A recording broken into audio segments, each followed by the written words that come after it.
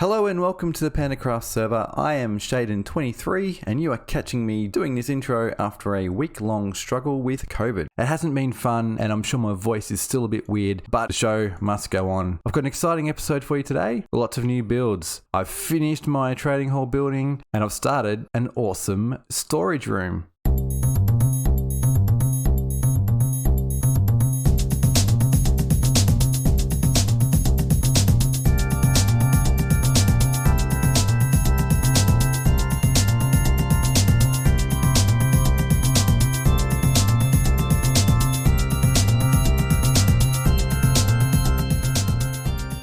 First thing I want to do today is check out the shopping district. I reckon there's a good chance. There's a good chance I've got some sales, surely. I even made a second shop selling some books. There's not much in there yet, but let's have a look. No shulkers have been sold, but books, no. Oh, hey, 17. I mean, they're a good price. 2 books, 1 diamond. I'm gonna have to fill all these up again. Unbreaking. Yeah. I think also there's another store somewhere around here. I don't know exactly where. Look at this place. Oh, this is some good stuff. Oh, here we are. Look, 12 diamonds each. Well, that's easy. And what are these? 1 diamond for 32. That sounds like a good plan to me. I'm going to get full stack. 2 diamonds. Just kidding. Nice. I was going to say. Okay, what I want to do though is go to the end because I need some more obsidian because I need more of these. I need more of these. Going down here is where the end is. And jump. Oh, I fell through. Ah. Whoa. Okay. I thought that was safe. No. This is going to take a while.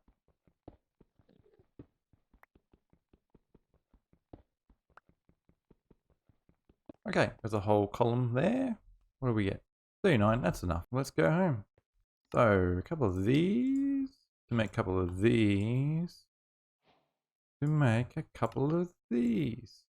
This is such a little farm, but I've been crafting some of these ingots into blocks of iron.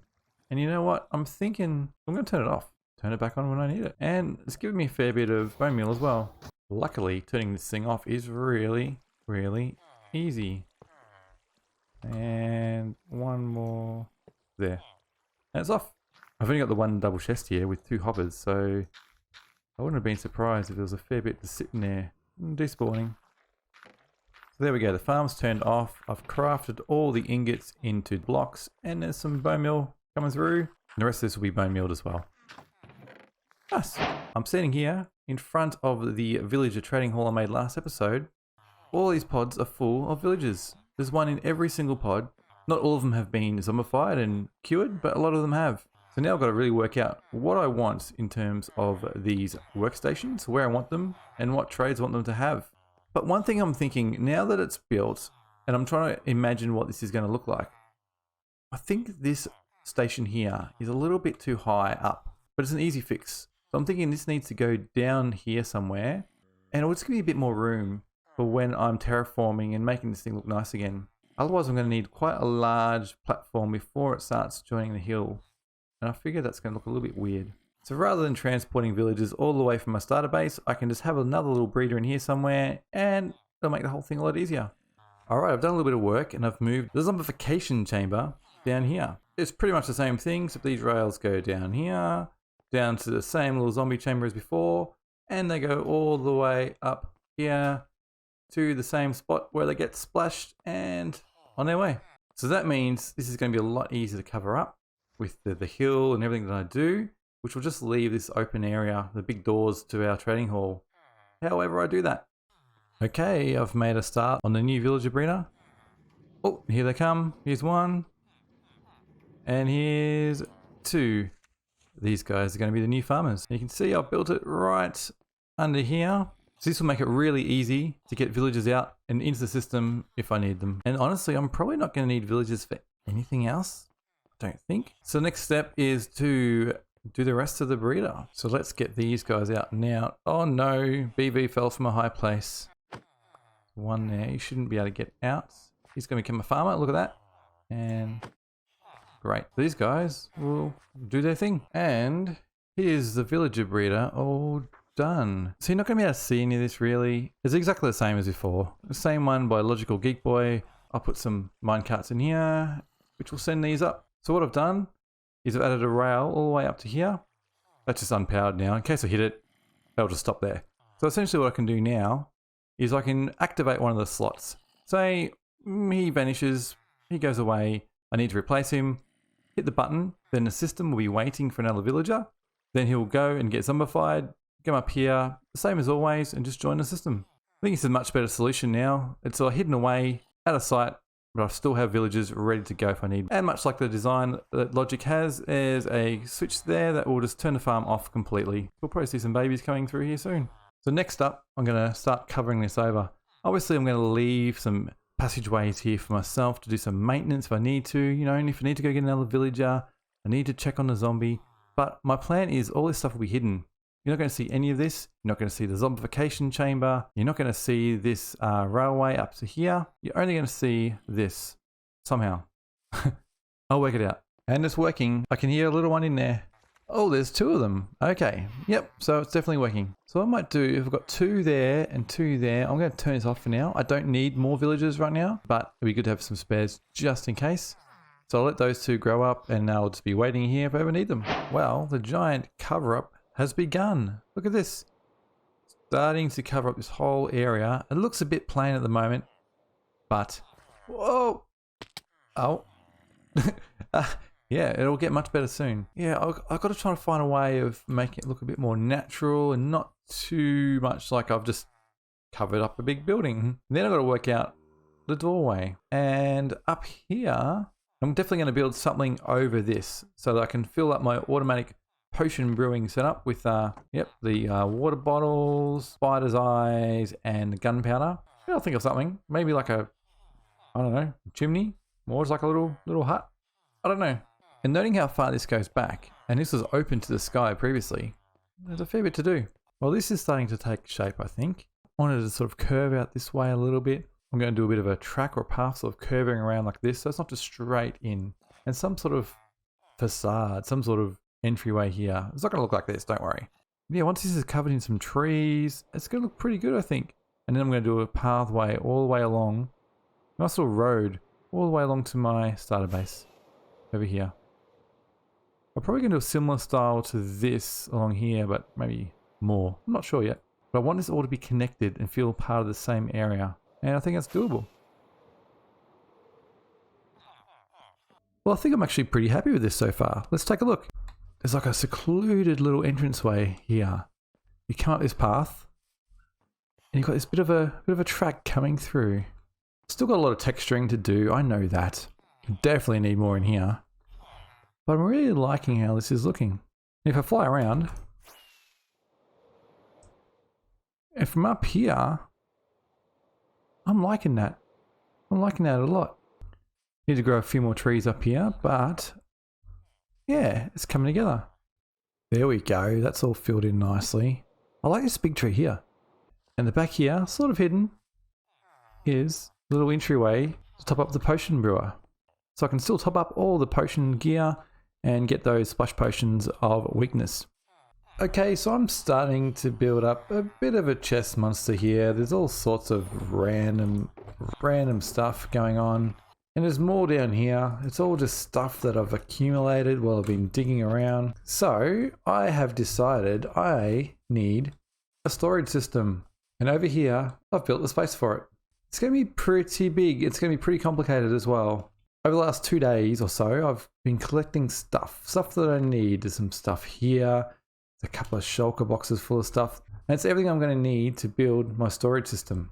So I think I'm going to get started. I'm going to time lapse it because honestly, this is going to take a while. And I've got no idea if it's going to work on the other end. Let's do it.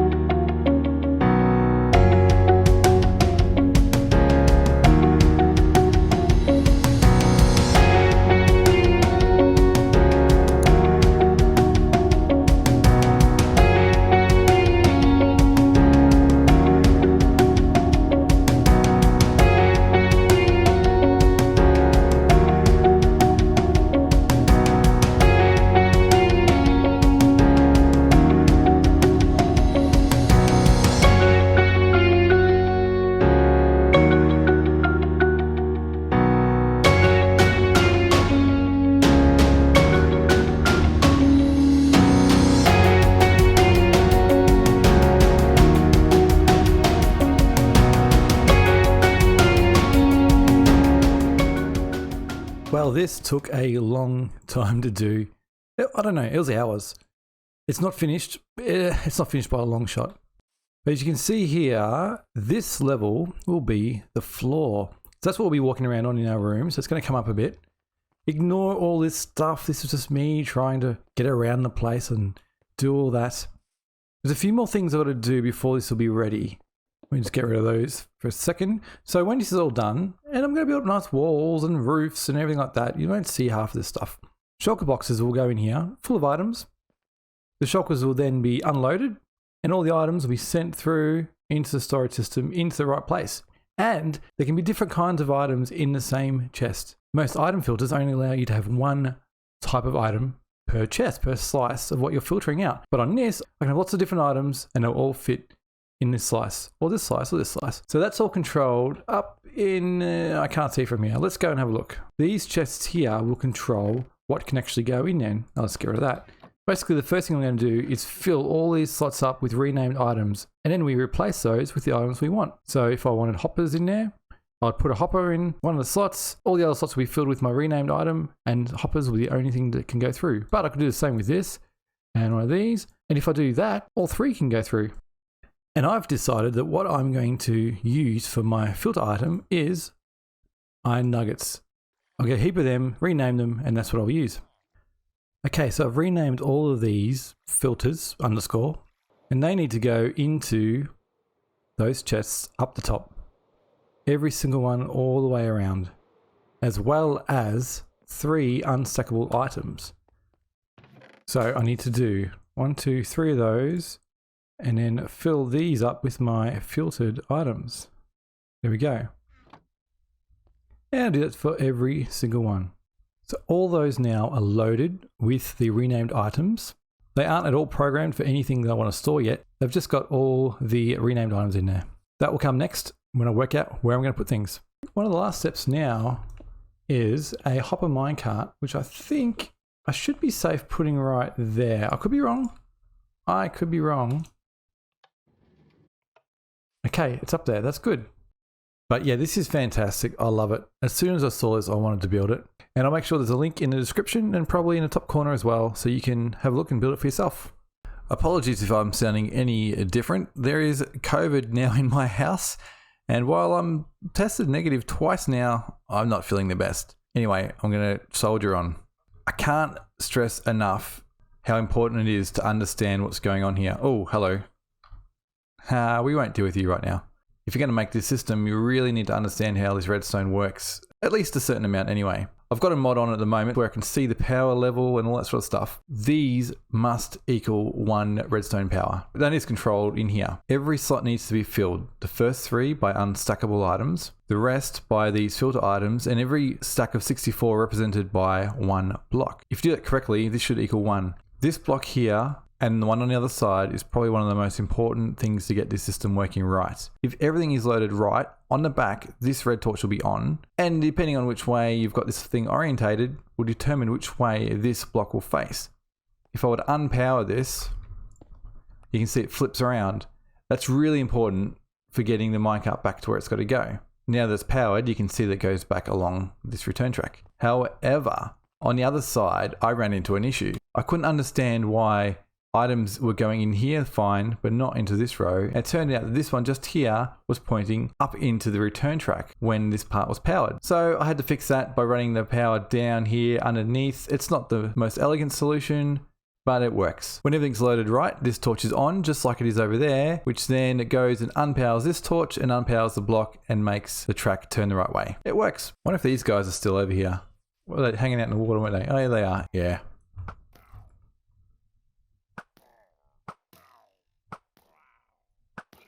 I don't want to raid. Not with my villager trading hall right next door. So with this thing all working well now, I'm starting to program the silos. Stone stuff, and I've got some dirt and dirt type stuff in here, and so on. I'm probably going to revisit this along the way. I haven't got absolutely everything done yet. I could probably split up the nether stuff a bit more. Black stone and netherrack, they could have their own ones probably. Over here I've got some terracotta and that type of thing, and here I've got some dyes, and concretes, that kind of stuff. A lot of work to do. What I love is all the different types of woods can all go in here at the same time. So whether it be doors, trapdoors, fences, signs, it all goes in the same chest. It's fantastic. Alright, so I have one more time lapse for you. I mean, it looks pretty good, but it'd be better if you had a building surrounding it. I've been doing some designing and creative, and I think I've got a pretty nice building idea. I'm only going to do the front of it today. The rest of it will be for later episodes. So, let's get started.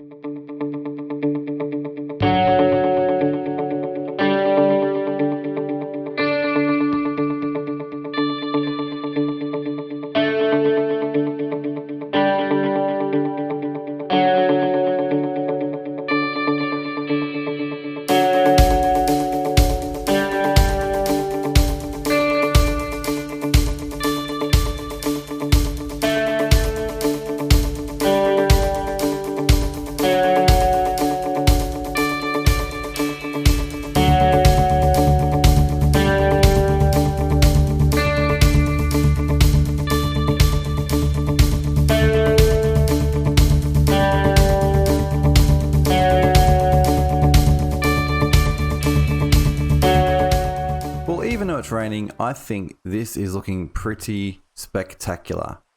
In fact, I'm going to do something really quick. How does that look? Oh yeah. How good are shaders? Ignore the glowstone. They were part of the original design.